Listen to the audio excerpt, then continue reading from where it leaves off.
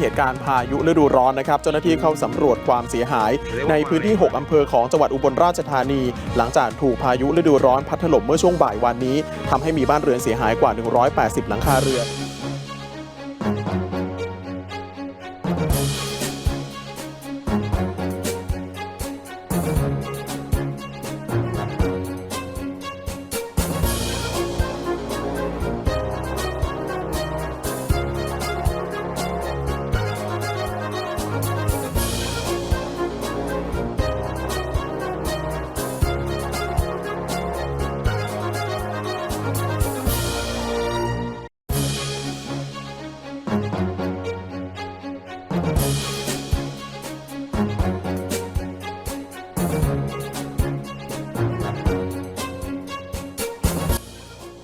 เนื่องจากบ้านเกิดพายุลมแรงลมหมุนมีลูกเห็บตกอย่างแรงทำให้บ้านหลังคาแตกชำรุดต้องขอบคุณนายช่างที่มาจาก1,200ที่มาช่วยในวันนี้ครับขอบคุณอีกครั้งหนึ่งครับ